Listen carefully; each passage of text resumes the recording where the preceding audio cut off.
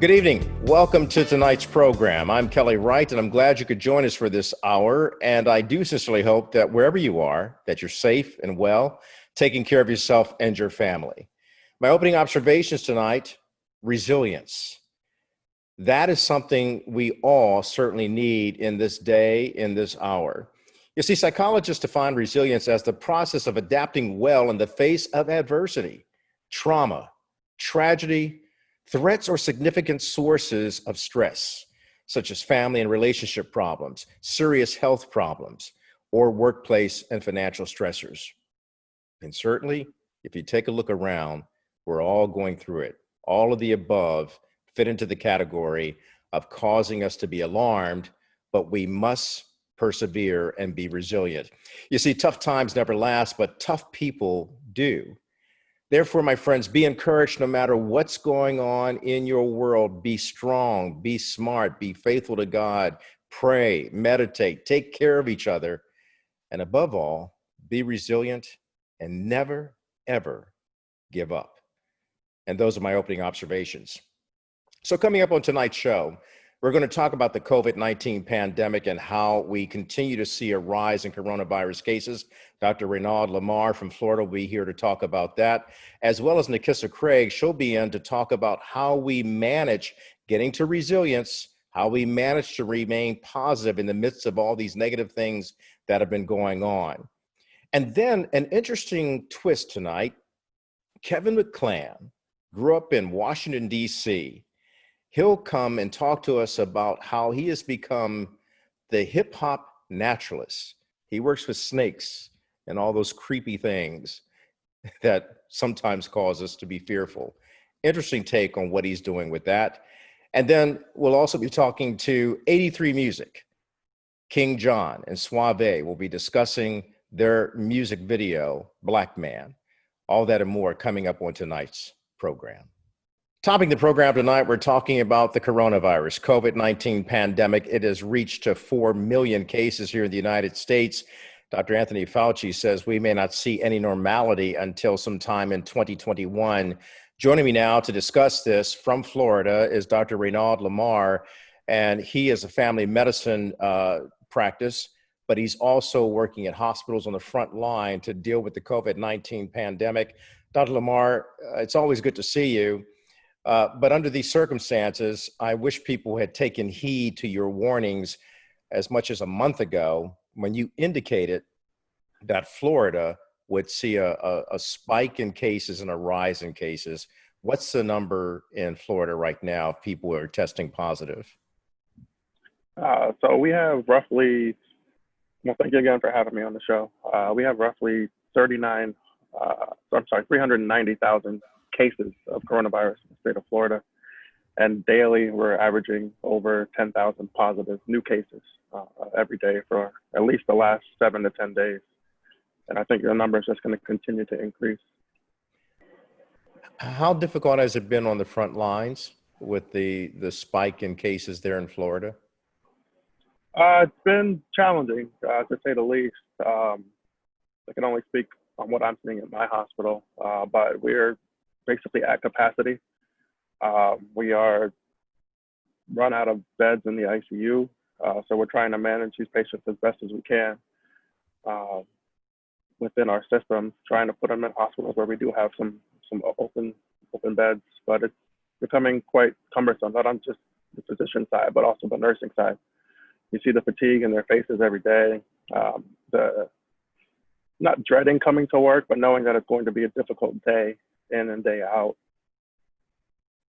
And in terms of patients that you're seeing there at the hospital, are you seeing a more even number of representation of different ethnicities, or are you still seeing a high number of Blacks and brown people coming to a place where they need help with the coronavirus? My hospital's primarily located in a Latino populated area, but we do have a various mix of people, Caucasians, Blacks, Hispanics, quite a few different ethnic groups. What I am seeing now as opposed to the last time I was on, is that last time I was on, we were seeing a younger population.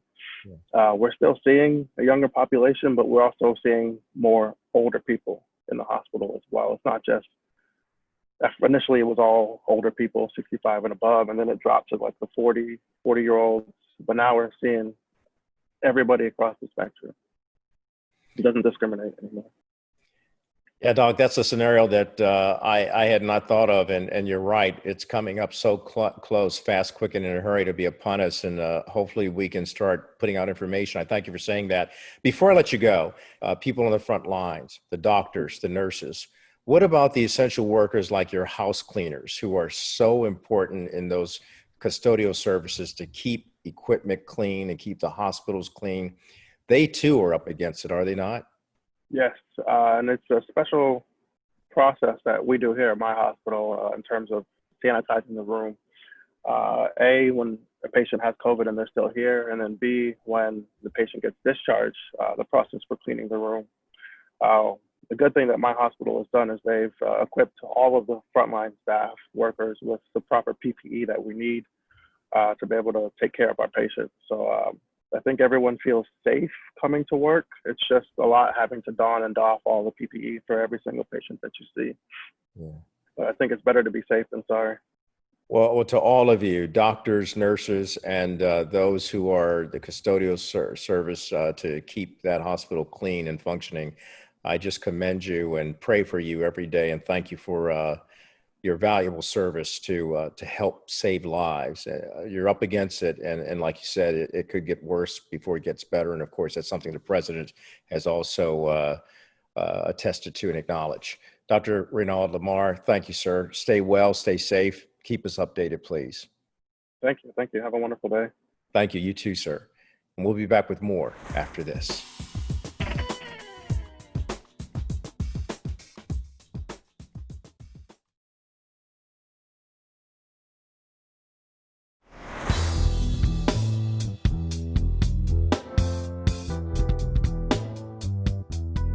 Joining me now on the program is Nikessa Craig. She's a licensed clinical social worker, and she's also a journalist. She received her master's in to become a licensed clinical social worker, but her undergrad completed in North Carolina is for journalism. And I'm delighted to have you on, Nikessa. You are the owner of Whole Life Journey. Did I say that right? Whole journey, but it is about your whole life. So okay, we're right. Whole Journey Wellness. And just wanted to be sure that I'm correct, and I don't mind flubbing that on air, but I want to get it right. In the meantime, though, with Whole Journey, you are providing a lot of wellness and mental health wellness and counseling services for so many people that are just bombarded by negative news in their personal lives, in terms of the disruption of their economy. And now we don't know if they're going to have that stimulus check coming to them, that $600 that they so desperately need.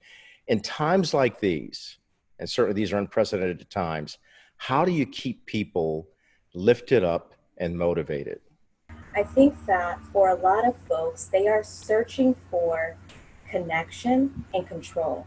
And I think it's important for people to really realize that, yes, we have these issues on the surface that are affecting our lives, right? Finances, stability, health, stress. But it's important to really recognize that for every issue that we're having, there's more than likely a mental and emotional and a spiritual component as well. And so a lot of the work that we've been doing is on the surface, actually educating people about the interconnectedness of problems, to see if we can create strategies to help them cope on multiple levels: mental, emotional, physically, and spiritually.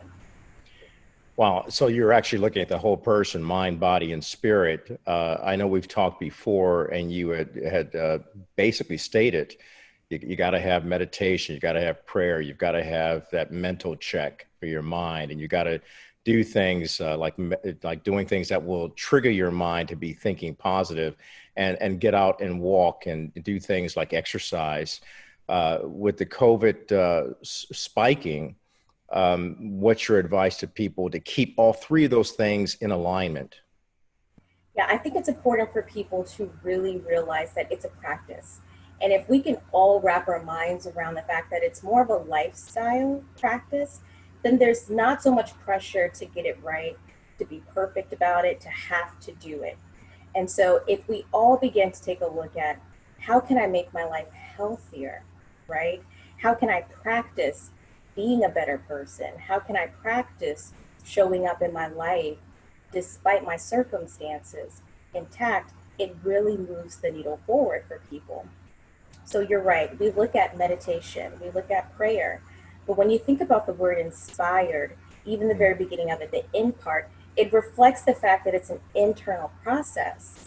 And what a lot of people have done because of the pandemic is it's really shaken up their sense of self, the things that they felt that they were confident about, the things that they felt that they just knew to be true about who they were and where their lives were. It's all been really shaken up and stirred.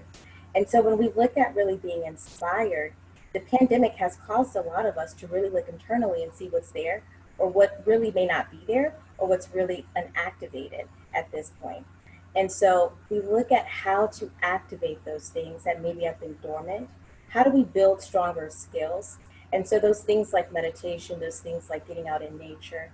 We also look at mental, emotional practices like gratitude, kindness. You know, we look at ways to actually incorporate the whole family. How do we teach children how to be resilient? Because for all of us, this is what is having to actually kick in to allow us to deal with the amount of uncertainty in these times. We'll be back with more after the break.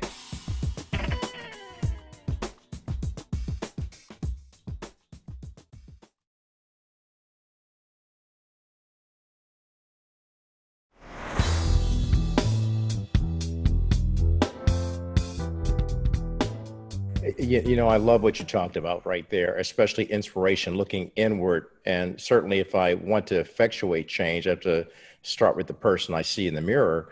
So, on a daily basis, what would be your resounding message to say, no matter what you're going through, even if you think you're at the end of your rope and you can't hope any longer, you still must learn how to persevere and prevail?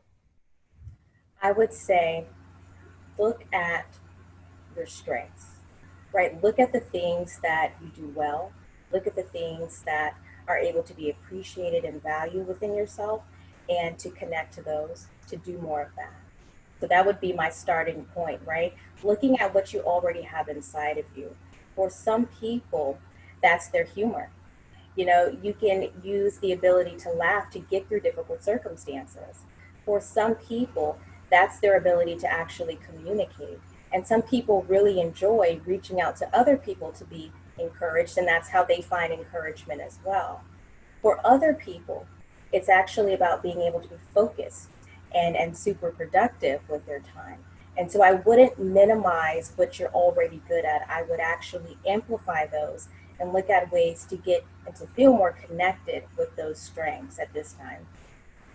Wow, that's good. Don't lose sight of what you have within and the talent and the gifts that you have to use to keep yourself moving forward and not be succumbing to these pressures that are upon us because of coronavirus and racism and all these other issues. I really like that. And finally, if you really were talking to one of your best friends, what's a kick in the butt motivational tool or statement that you give them? So that's a good question. If I was talking to my friends, okay, so that does look a little different. But what I really stress within my friendships and my relationships is that we not take anything for granted, right? So especially with COVID, the fact that health is a blessing to be able to wake up and to have the facility to actually use your body, moving your body, have a right state of mind. All of those are blessings at this point in time. And so I encourage my friends to not waste what is already present. So often we are looking 10 miles down the road into 2021, and there's so much already here for us to actually use. Don't take your life for granted. Don't take today for granted. what would you do today if you knew that tomorrow would be your last day? So Mm. really also helping like my friends not live with a spirit of fear, but to live in a way in which I am going to use everything that I have to show up today. That's fantastic. Nikessa, thank you. Thanks for kicking the butt. Thanks for having me. All right. She's Nikessa Craig, licensed clinical social worker, and she is amazing at what she does. If you need to reach out to her, we can find you where? At wholejourneywellness.com, and we're on Instagram as well at Whole Journey. I appreciate you so much. Have a great weekend. Thanks. We're back with more after this.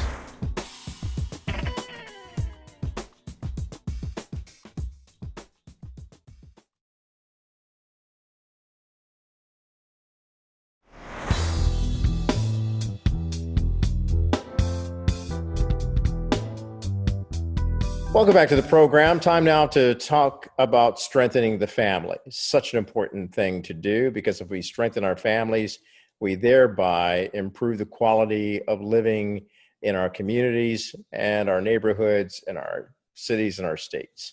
So George and Tandra Gregory are with me. They are chaplains for the NFL team, the Los Angeles Chargers. More importantly, they also are the founders of Journey for Life, which helps so many marriages and relationships thrive and overcome, especially in this time. George and Tandra, good to have you as always. So let's talk today about being intentional in our households so that we can improve the quality of living within our families. Intentionality, what does it mean? Yeah. Yeah. Well, Kelly, it's always good to be with you and all your followers and listeners. And that word intentionality, that's a part of everything that we do, right? Especially as we are NFL chaplains, the elite of the elite. If they're not intentional about being the best, then they will not be the best. And so if we're going to have marriages that are great and relationships, we have to be intentional. And that means that we're always evolving, we're always changing and growing. If we're not growing, we're staying the same and we're going to be left behind, right? And so if we're not growing together, it really means essentially that we're growing apart.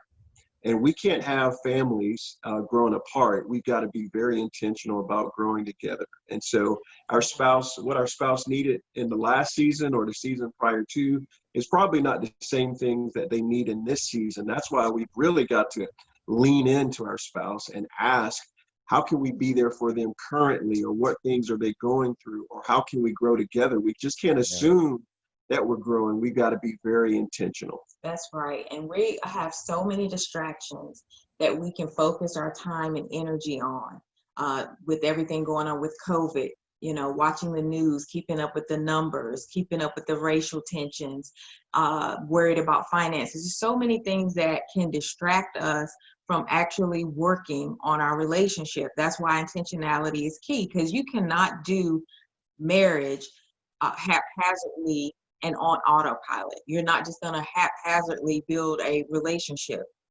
You've got to be in the pilot seat saying, we're going to do this, we're going to do that.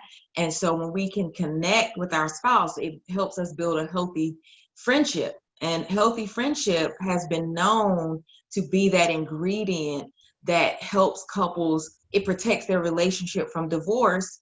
John Gottman is a utmost researcher on divorce and marriage, and he found that the couples that stayed together throughout his research of 40 years were the ones who had a good friendship because they enjoyed doing things together. They liked each other. It's good. These are some tough times. That's why I think it's so important that you come on to share some tidbits and some insights and nuggets of truth of how we cope with this pandemic and deal with the myriad of other issues that confront all of our families. And the Black family needs to be strengthened. As we know, it's been beleaguered through the years because of just so many things, prejudice being one, racism being another, and the economy being another. And I just want people to get their groove back, to be able to actually get through this. And this is not easy because we're taking care of multi-generational people within our family. We're taking care of our seniors. We're taking care of our children. And it's difficult sometimes to wrap your head around this and take care of each other. And then when you go out publicly, you've got to mask up so you can COVID down. It's just so much. And then when your children are growing older, you got to have the talk about the racial divide and about what they do, how they encounter police officers. So it's so much going on that sometimes it makes you want to throw up your hands and holler and say, I'm done, I'm checking out, and we can't afford to do that right now. That's And we just need to see those families pull stronger and pull towards each other, regardless of what's going on. That's so true. And Absolutely. we have to carve out the time because there's so much happening and so much is riding and depending on us having, like, marriages build stability for the home. It's the security, it's the safety, it's the identity of our children. It's the cornerstone of our communities. So, you know, really taking the time to make sure your marriage is solid is being proactive during these times, right? It is helping during these times. Sometimes it can feel selfish to say, oh, let's focus on our marriage. But if our marriages fall apart, the foundation gets weakened or it crumbles. So it is crucial. It is essential that we make time to make sure that our marriages are good and our families are good, and then our communities, as a byproduct, are good. Thank you for that. One other point, George, what about those parents who are single parents? And what about people who are watching this and they're not married? They have no intention of getting married. Their intention is to be the best person they can be without a spouse. What's your advice to them in dealing with this new normal that's quite abnormal? Yeah, I mean, listen, just as much as couples need to communicate, if there's where single parents can communicate with their children, right? Because children have fears, they have anxieties, and so parents, we about communicating not only with each other, but especially to our kids. Plus, as a single parent, single parents have things that they need to discuss. And so that means that they can't hold things in or they're going to explode. And so they've got to find an outlet to talk as well. That could be another single parent, that could be a counselor, it could be a pastor, it could be a friend. But the one thing is we can't let our fears cripple us during this season, especially as we might be going back into our homes. We've got to have a plan, and that takes, again, back to our key word, it takes intentionality. Thank you both, George and Tondra Gregory. Intentionality. I'm going to intentionally say I appreciate you guys. Yeah, we appreciate you too. We appreciate you. Keep on doing what you're doing. Thank you so much. George and Tondra, thank you as always. We'll be back with more of the show after this.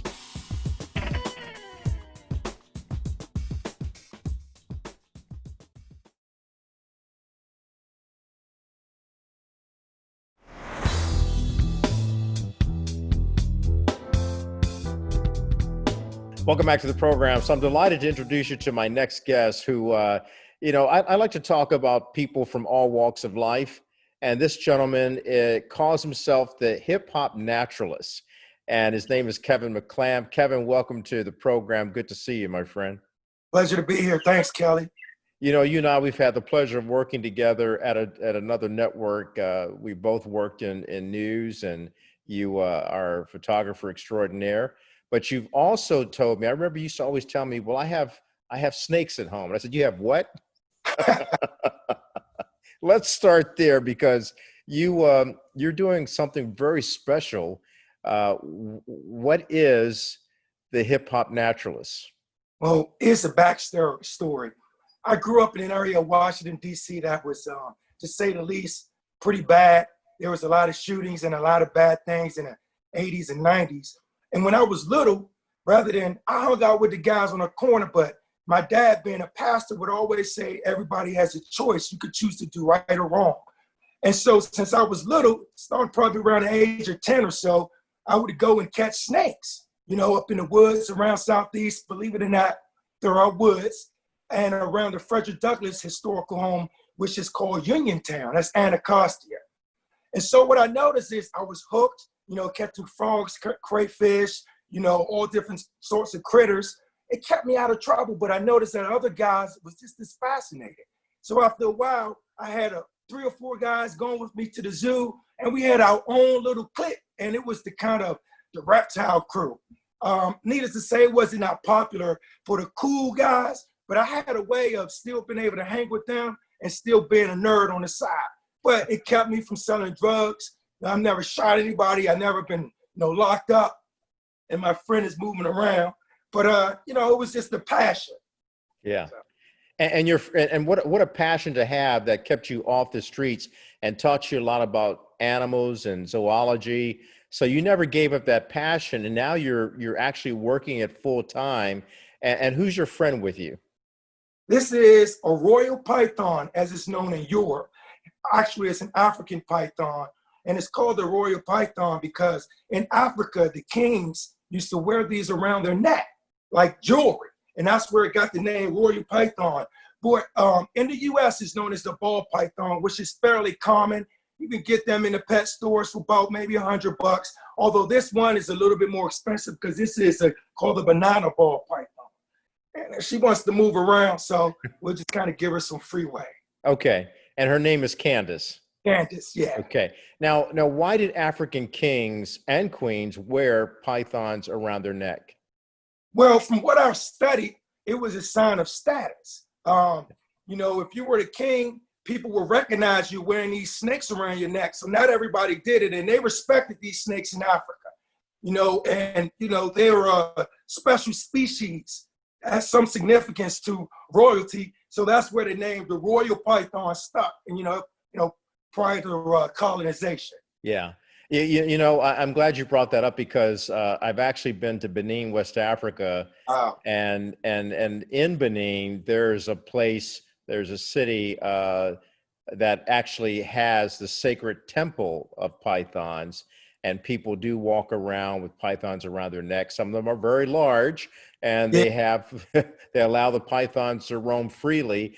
And the edict is, Kevin, if someone finds a python that has left that temple, they're not instructed to kill it, but to call the people there to come pick it up free of charge. And it's really fascinating to see that. So tell me about what you do as a natural, as a hip hop naturalist. What are you teaching other kids out on the streets to do to avoid the pitfalls of gang life and drug life and violence?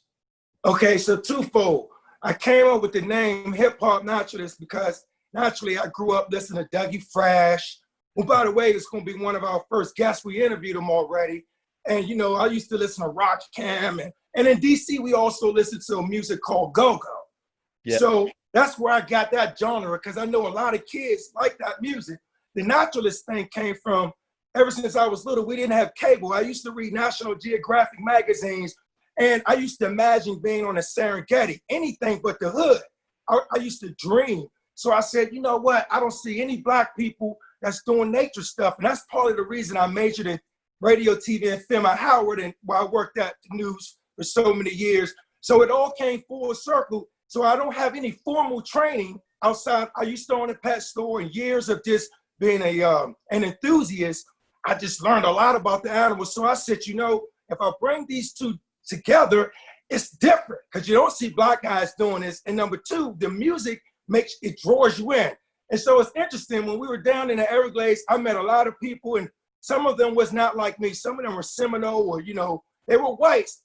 But the one thing I know that transcends race, politics, is everything, is the love of nature. And so my goal is, if you can dream it, you can do it. There had to be, Serena Williams couldn't come of age if she never dreamed that she could do it. Obama would never be president if he never dreams of being president. So I may be the first one, and everyone says that I'm crazy, and frankly, I may be a little bit because I've gotten bit several times, but I just want you to dream beyond what society is trying to keep you down. You don't have to be a thug. You don't have to wear your pants down.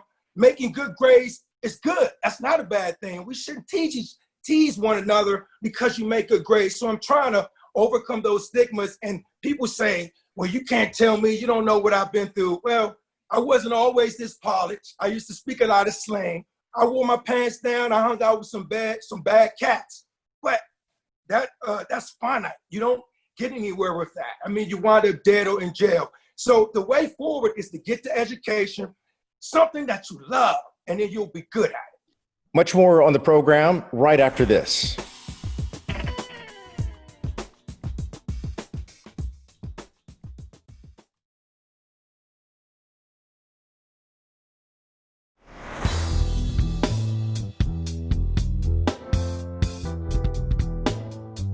And you are good at what you do. Well, And it's spreading, and you're developing this show. You've got people looking at you to actually create a platform for you. That's got to be exciting. well, we did have a meeting with Netflix, and that was exciting in itself. They met with us for over an hour and 15 minutes. I didn't get a bad vibe back from them, but what I learned when I was in Hollywood, the hardest part is waiting. But you know what? I believe when one door closes, another one opens. And even though I didn't get the contract with Netflix, just the fact that they even called me in to talk, that lets me believe that I'm onto something. But you know, what really proved it to me is when I went to a school, St. Francis Xavier, they had a lawyer, they had a prosecutor, they had cops, they had all kinds of professionals, but the children were just fascinated with the reptiles. And they just wanted to stay and talk. And once you can get a child to relax and open up, then you can start to reach them. And then you can have teachable moments, and these things and these lessons will stick with them throughout their entire life. If you tell a child that he can do anything, he can dream, and he's not a thug, and he has value, that'll go far, because the lights start to dim around 12. And I've seen good, smart kids that I played with, it just dimmed, and they gave up. And their biggest thing was maybe having a baby or committing crime. And it's just sad. And, you know, we're better than that. We're kings and queens. Kevin, I appreciate you, man. I've known you for a number of years, and it's good to see that you're still pursuing your dream.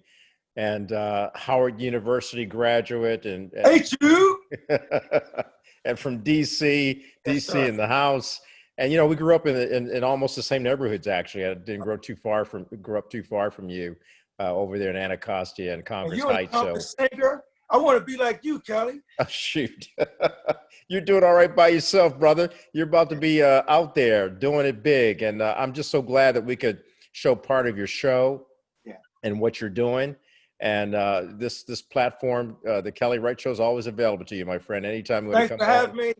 And if you want to reach out to me, if you want to, after the COVID-19, God willing, is over, you want to reach out to me, you can reach out to me at hiphopnaturalist.com, and you can see my videos on YouTube, Instagram, and Facebook. All right. I appreciate you, brother. Thank you, sir. Be well. All right. We'll be back with more of the show after this. Good deal.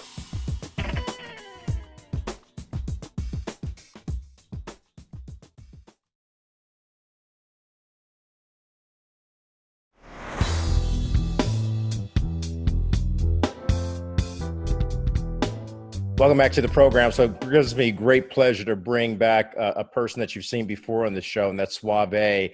And he's got his brother with him, King John. And so glad that both of you could be here. Both of you comprise 83 Music. And I'm just grateful to have you both on. It's really fantastic. Thank you very much. We're glad to be back. It's an honor and a pleasure to sit here with you again, and again, just share the platform with my brother. And it's good to be back. Yes, sir. That you both have really struck a chord with so many people in talking about the difficulties, the struggles, but also the progress that we make as Black men. And that's why your song, I think, resonates well with me and viewers, because it really speaks to what Black men struggle with in the streets. Yes. As you know, we struggle with things at home, but the bottom line is what you're saying is, I just want to see my future. I want to see my children grow. So King John, tell me about these lyrics, man. Well, you know, I have 5 kids, you know, so this is a situation where we see I know what I went through, right? So as far as like my kids, I just want to be able to grow up and see them grow. You know, I want to see them graduate and walk down the aisle just like any other race would, you know. And that was a major, just the simplicity of the lyrics was just articulating that, hey, at the end of the day, we just want what everybody else wants. You know, I just want to, George Floyd isn't going to have an opportunity to see his daughter, you know, graduate. A Tatiana Jefferson isn't going to have an opportunity to walk down the aisle, and her parents get to see that. So it was just something that I wanted to articulate and say that, hey, at the end of the day, we just want to live.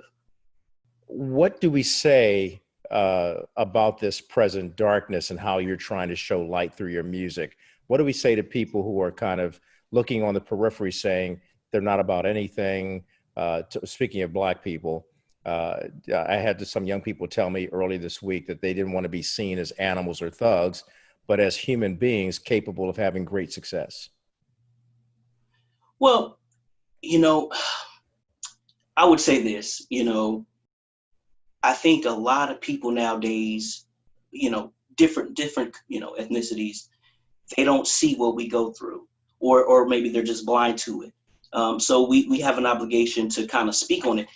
We've all had run-ins with the police and stuff like that, and just moments of systemic racism. So it is important to, you know, vocalize that in this climate for people that might get, you know, different information. We put the clip of Tucker Carlson at the beginning saying what he said about white supremacy. And you might have people that actually believe that, oh, it's a myth. And it's like, no, it's real. We live it every day, you know? So that's one of the things I want this song to do, is educate too. Like, hey, we go through this. This isn't an urban legend. This is something that we actually do today. What would be your message to people like the President of the United States, for example, who's planning to send federal troops into Chicago and to put down violence? There's a better way, I would think, to express law and order by also showing grace, mercy, righteousness, and justice and peace. Yes. And you can't always get it through a way of putting federal troops to the situation, but actually getting involved in the people's lives in those communities and help turning that around. What say you?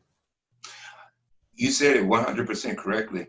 I firmly believe that we have to remain cautious and aware of what's really going on around us in these times, because once these certain situations are implemented around the country, then you will definitely see the reasons as to why this song was so important for us to make. As King John said, it's definitely just an eye-opener to educate everyone within our community as to what's really going on.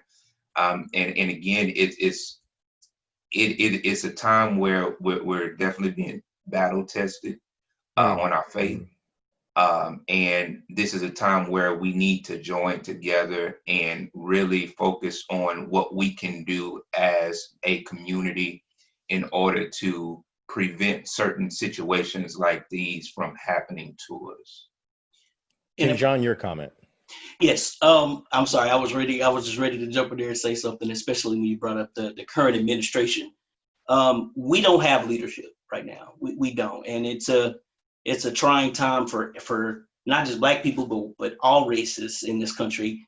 I'm half Mexican, so you know they're locking up kids at the border and putting them in cages. So yeah. It's a crazy time right now. But we definitely need more leaders that are willing to sit down and listen and see what's going on, so they can figure out a way to make things better. And we don't have that. And you know, hopefully come November we will.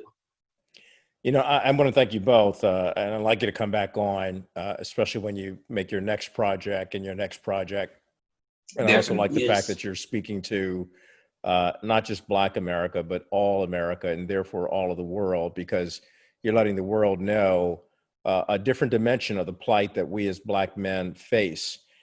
And what I like about what you're doing it brother to brother. Yes. And that is so critical. I say often on this show that we must strive to always be our brother's keeper, not our brother's killer. And so Suave and King John, 83 Music, keep on doing what you're doing and keep lifting up hope because there is an answer to that, and that's love, freedom, and peace, which will prevail if we Yes, do sir. the work that we need to do. So keep taking your message to the streets. God bless you both. Thank you, sir. Thank you so much for having us. And when we return, you'll hear their song, Black Man, and it is a great song. If you haven't seen it before, make sure you stick around and see it again as I come back with my final word. Thank you both. Back with more after this.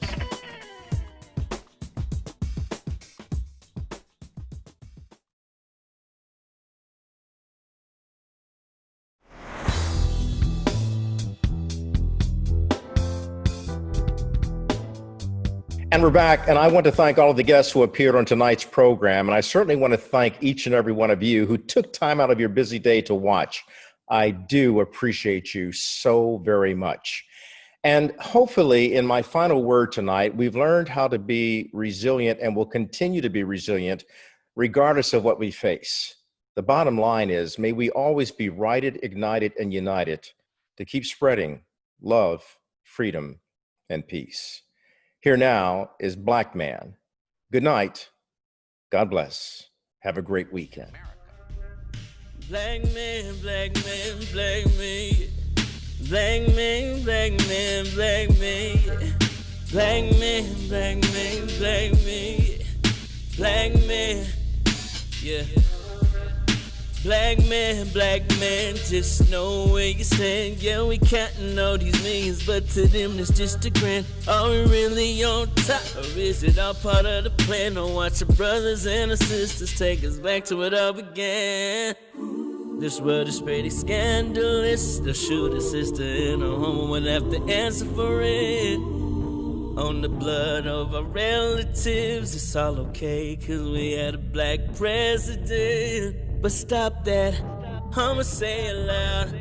I'm black and proud, I don't care how I sound. You're not gonna phase us out, we're gonna stand the ground. But I still pray that I'm okay, cause I'll always say, I just wanna see my son simply grow up. Yeah, and I just wanna see my daughters walk down the aisle with a smile. To be a black man in America, oh yeah. Ooh, to be a black man in America, yeah. To be a black man in A black man in America is all that I can be, so please excuse my ego. I'm proud to be a Negro. We just want to live another day to see our seeds grow. But when they see us win, they tear us down wherever we go. It starts in our community. We facing pressure locally. Hopefully we make it just to face the hatred globally. Supposedly we in the land of freedom, but it ain't though. It's the plenty of them racist places there that can't go. Mama praying every day that God is watching over me, cause she knows she raised me up to overstand and oversee. I make them judge my character the moment that they notice me. I'm all for one and one for all, cause that's the way it's supposed to be. I just wanna see